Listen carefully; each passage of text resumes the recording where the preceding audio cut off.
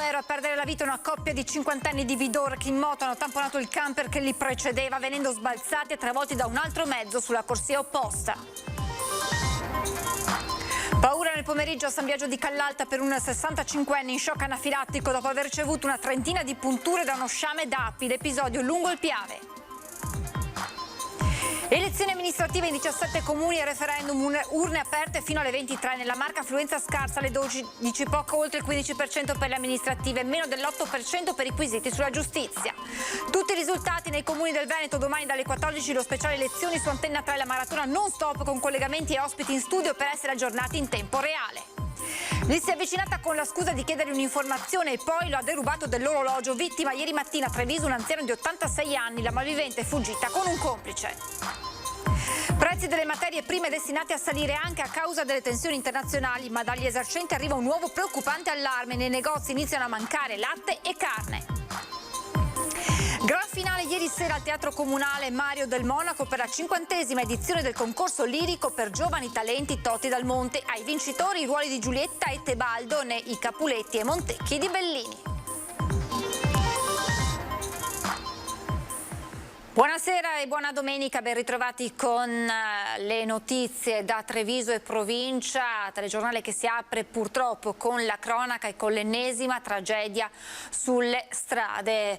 È accaduto nel pomeriggio lungo la Feltrina tra Feltre e Quero.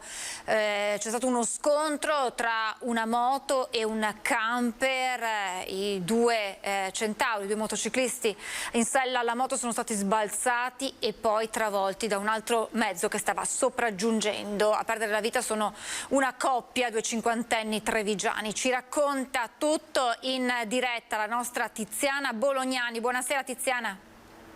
Sì, buonasera Francesca, buonasera a tutti voi. Come hai detto tu, il bilancio di questo incidente è davvero tragico, è accaduto poco dopo le 15 sulla Feltrina all'altezza dell'abitato di San Zan.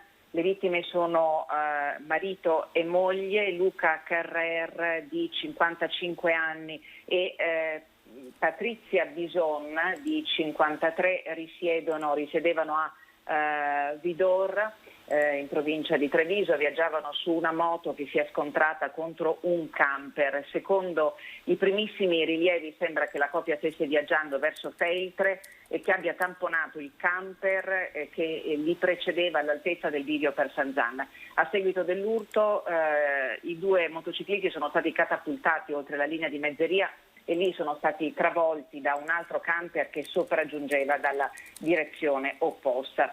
Inutili soccorsi, le manovre di rianimazione dei sanitari del SUEM per i due coniugi si sono rivelate vane, i due coniugi sono morti praticamente sul colpo. La Feltrina è stata chiusa per un paio d'ore, il traffico deviato verso la sinistra Piave e sul luogo dell'incidente sono arrivati i vigili del fuoco di Feltre con i carabinieri che hanno eseguito i rilievi utili per ricostruire l'esatta dinamica dell'incidente. Negli stessi minuti, mentre si eseguivano questi rilievi, c'era un altro incidente lungo la sinistra Piave a Caorera di Quero Vas. Un'altra coppia di motociclisti è rimasta ferita nello scontro con un'auto. In quel momento quella strada era congestionata dal traffico che dalla Feltrina veniva deviato proprio dall'altra parte. La coppia è stata soccorsa immediatamente, stabilizzata e trasferita all'ospedale. Quello che sappiamo in questo momento è che una persona è stata trasferita in elicottero e invece l'altra in ambulanza. Sul luogo dell'incidente stanno lavorando ancora i vigili del fuoco di Feltre con i volontari del Basso Feltrino, mentre i rilievi di legge sono stati eseguiti dalla polizia stradale. Grazie davvero Tiziana, grazie per questi aggiornamenti e naturalmente se ci sono altre novità chiedici la linea. Grazie davvero a Tiziana Bolognani e buon lavoro e buona serata, grazie. A voi. Paura nel pomeriggio a San Biagio di Callalta per un 65enne in shock anafilattico per una trentina di punture di api. Lo hanno beccato le api dalle casette vicino alla casa, lui passava tranquillamente e che si corse dietro. A parlare è il primo soccorritore del 65enne di Fossalta di Piave che intorno alle 14, a poche decine di metri dal greto del Piave a San Biagio di Callalta, è stato punto dalle api che si trovavano in un'arnia a ridosso di un casolare di campagna dove l'uomo ha l'abitudine di recarsi per portare da mangiare a una colonia di gatti. Se si sia avvicinato troppo, se le api fossero state infastidite in precedenza da qualcos'altro, fatto sta che sul corpo il malcapitato ha riportato una trentina di punture andando in shock anafilattico. Prima di me era passato un altro e si è accorto di lui. Ha detto ma sta dormendo, lo ha lasciato dormire. E invece mi sono venuto qua dopo, l'ho visto, mamma mia, ho detto qua cosa è successo? Parlava poco, niente quasi. Le api, mi ha detto, mi hanno punto. E io ho preso il telefono e ho chiamato il 118. Una situazione di estrema emergenza per la quale sul posto sono subito stati inviati l'elisoccorso del SUEM e un'ambulanza. I sanitari hanno stabilizzato il 65enne trasportandolo poi d'urgenza al Cafoncello in serie condizioni. Intervenute anche 2 squadre dei Vigili del Fuoco da Treviso e Motta dotate delle tute che consentono di avvicinarsi alle api senza correre pericoli, ma di fatto il ferito era già a distanza di sicurezza. L'unica cosa che abbiamo fatto noi appunto è quella di riuscire a mettere in sicurezza l'area, quindi circoscrivere con del nastro rosso e bianco e far sì che la gente magari non si avvicini almeno per oggi, insomma, fino a che non si calmano. La vicenda dell'elicottero precipitato sull'Appennino, anche oggi rilievi tecnici nella zona in cui è stato localizzato il velivolo con a bordo 7 persone, tra cui il pilota padovano Corrado Levorin, tutti deceduti. L'area interessata posta sotto sequestro è un canalone del Monte Cusna nella località Villa Minozzo in provincia di Reggio Emilia, a circa 1900 metri d'altitudine. Tra gli alberi e il greto del torrente Lama, zona particolarmente impervia e difficile da raggiungere, sono stati trovati detriti dell'elicottero e i corpi dei 7 passeggeri. Dalle condizioni l'impatto deve essere stato fatale, ma è dalle autopsie disposte che potranno arrivare ulteriori chiarimenti. Procede nelle indagini la Procura di Reggio Emilia, stretta nel massimo riservo. Il fascicolo aperto, passato da Lucca a Reggio per competenza, è per disastro colposo e omicidio colposo, al momento a carico di ignoti. E siamo all'Election Day, giornata di voto con i trevigiani alle urne per i quesiti referendari e per il rinnovo del sindaco in 17 comuni, anche nella Marca affluenza scarsa alle 12. Gli elettori sono molto bravi. Ecco, arrivano preparati al seggio. Sì.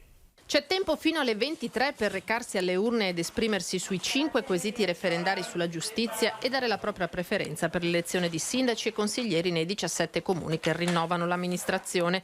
A mezzogiorno nella Marca l'affluenza ai seggi per i referendum era scarsa, come a livello nazionale sfiorava l'8%, al 15,22% l'affluenza media per le comunali, con Zensona al 22% e Godega appena al 12,41%. A Breda, Casale, Fontanelle e Silea un discreto via vai. L'affluenza è buona. Su che livelli siamo?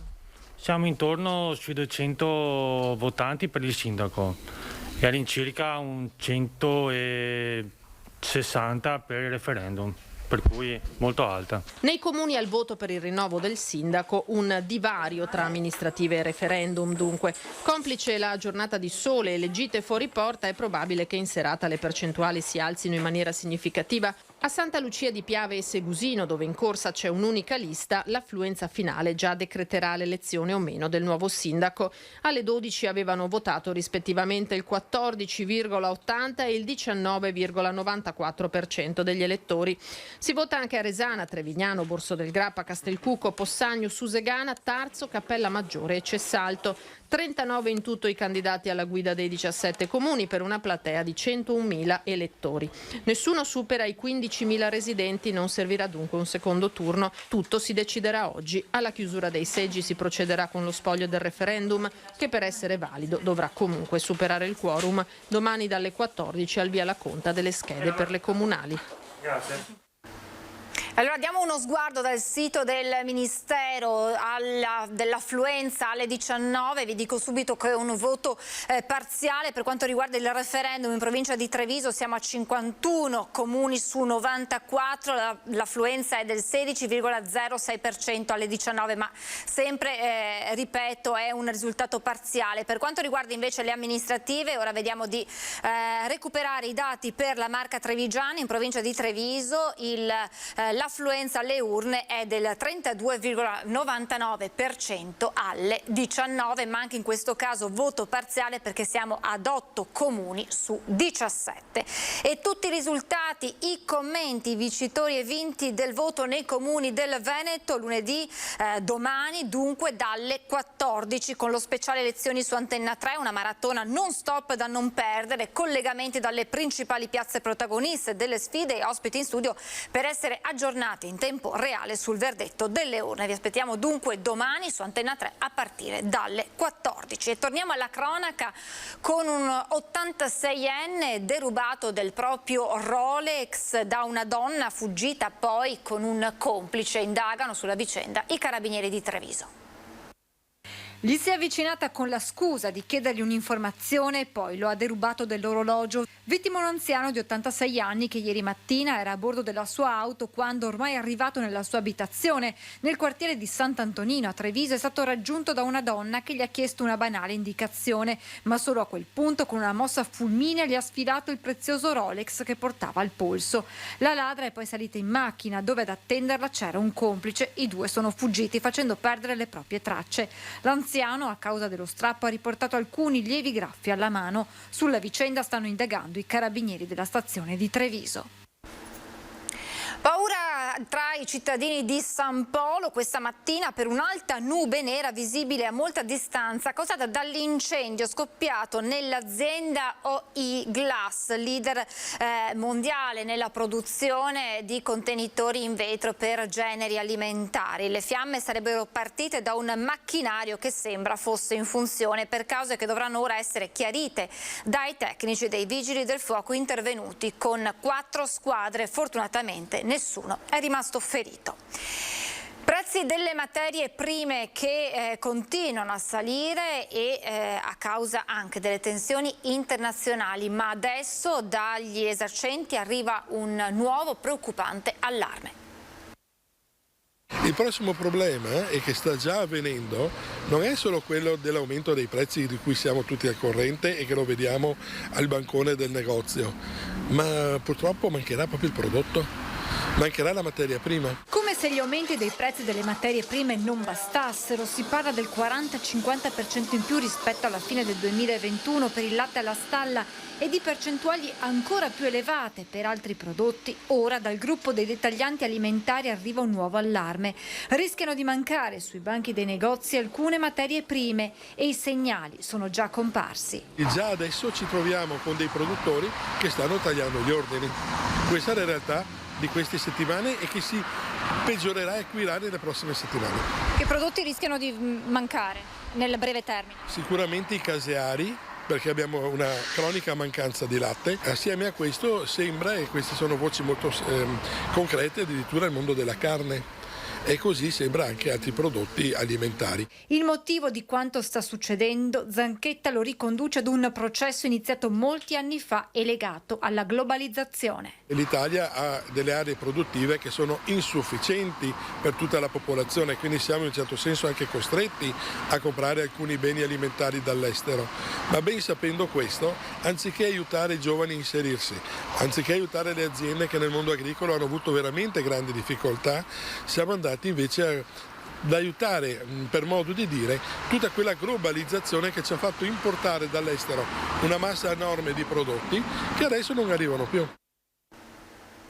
E tra i rincari non da meno quello dei prezzi della benzina e dei carburanti, anche i gestori vittime degli aumenti. Molti stanno chiudendo, quanto dice il coordinatore dei gestori di carburante di Treviso.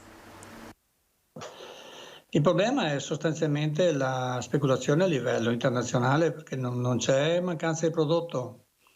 prodotti raffinati sì, c'è un po' di richiesta, non molto di più, per cui ne hanno approfittato di una guerra, di un po' di crisi internazionale per aumentare i guadagni. Carburanti alle stelle, con la benzina che da giorni ha superato la soglia dei 2 euro, destinata ad essere oltrepassata a breve anche dal diesel. Aumenti testimoniati dai dati dei prodotti petroliferi, partendo dal prezzo al mercato del carburante ad inizio gennaio.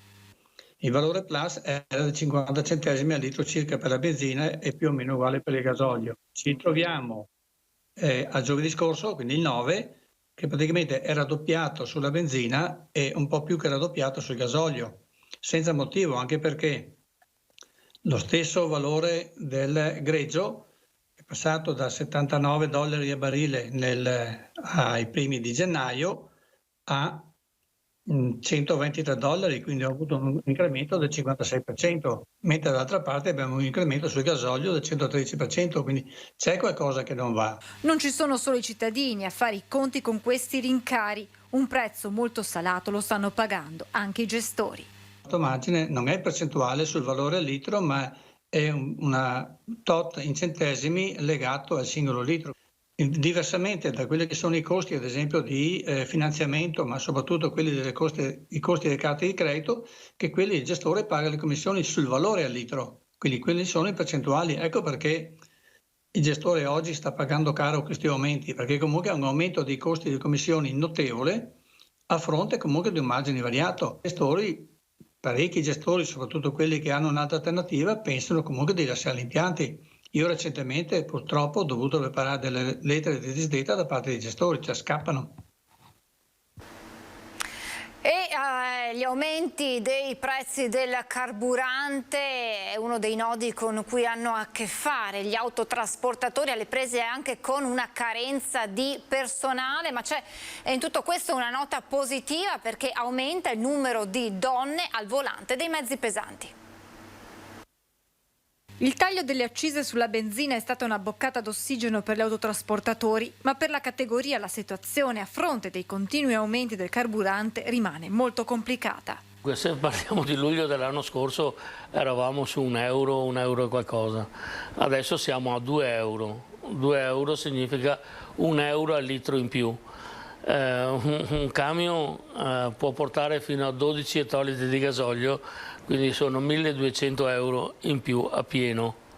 Per gli autotrasportatori rischia di esserci un'unica soluzione. Non c'è altro sistema che fa ricadere sul cliente, cioè chiedere degli aumenti finché il cliente li sostiene, anche lui li ribalterà a sua volta. Nel nord-est la gran parte delle ditte di piccole e medie dimensioni, al momento nessuna si è fermata, specifica Vendrame, ma alcune sono state costrette a rivedere la propria attività. Nessuno si è fermato, certamente ci sono stati dei no che prima non c'erano. Tanti hanno lasciato quei carichi che non si poteva più trasportare, quei ritorni, quelle cose che ti imponevano un prezzo troppo basso, erano rimasti là.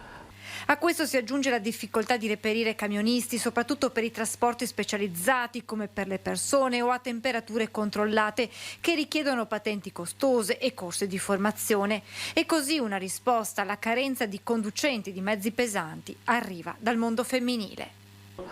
Le donne sopra i tir, sopra i camion grandi. Ce ne sono, dove comincia una, ne vedi che cominciano diverse. E ho visto fare lavori pesanti sopra il camion.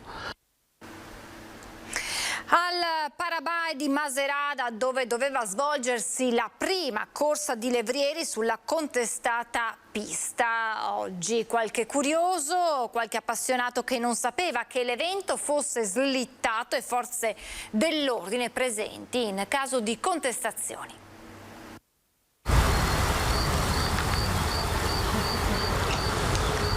Chi da Treviso, chi addirittura da Feltre questa mattina, insieme ai loro cani, al Parabai a ridosso del Piave a Macerata, dove doveva tenersi il primo evento nella tanto discussa pista per levrieri.